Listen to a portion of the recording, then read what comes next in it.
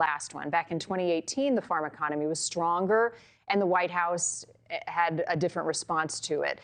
This time, that safety net is almost gone. The fund used to bail out farmers during the last trade war is nearly empty, and while officials are promising help, any relief package could take months to clear Congress.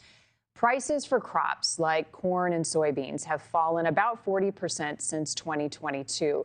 But on the flip side, operating costs for things like fuel and fertilizer and seed go way up. Loan rates have also climbed to as high as 8%. That leaves farmers facing the squeeze of lower revenue combined with higher costs. One farmer captured that mood in a headline that reads, "Trump's tariffs are no fun for farmers like me." In that piece, Blake Hurst breaks down just how quickly costs are piling up and why he thinks this trade war could do some lasting damage. He is joining me now, the author of that opinion piece, Blake Hurst, a farmer in Missouri who is seeing the effects of these tariffs firsthand. Blake, welcome to you. Thanks for being here. A basic breakdown. Let's start there with just the day-to-day costs and your concerns around the tariffs. Well, we import many of the things we use on the farm, including potash fertilizer from Canada. Because there's no potash deposits that are commercially mined, or very few in the U.S., so we have to use Canadian fertilizer. We're looking at a 10% tariff there. We also, in our greenhouse business, import goods from China and from Canada, all of them looking at higher costs. We don't even know how much.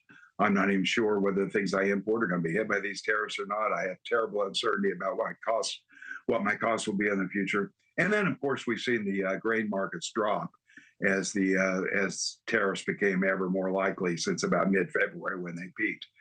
We've seen, a 10% drop in grain markets. So we're really taking it from both sides.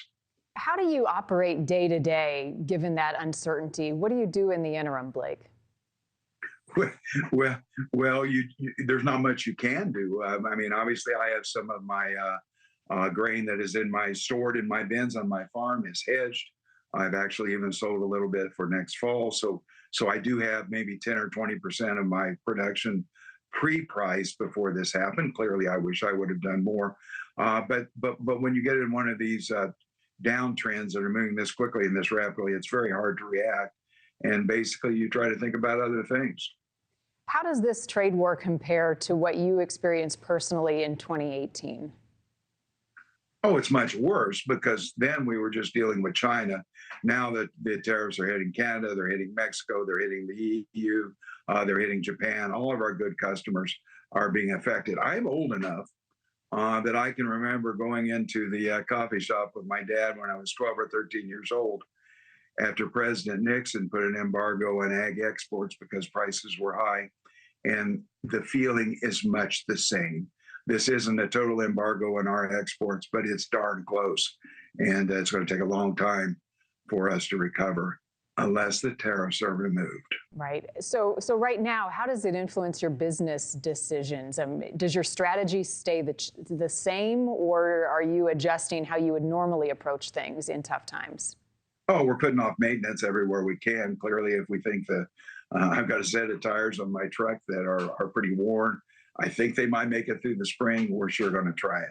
So the maintenance that we would normally done is being put off. Clearly, no new purchases of any kind of farm machinery. I'm driving a combine that's 14 years old. I can't replace it. And partly because a lot of the parts in that combine are going to be affected by the tariffs. So the next combine is going to cost more than it would have last week. Farmers are hoping to weather this storm, and you guys do a great job through hard work overcoming great challenges. But are you concerned that some farms, particularly smaller farms, might go under if things get bad? Oh, one of the things that's interesting is the assumption always that small farms will be hurt. But if you look at the debt load various size farms have, you'll see that the bigger farms are often carrying more debt. That's how they grew.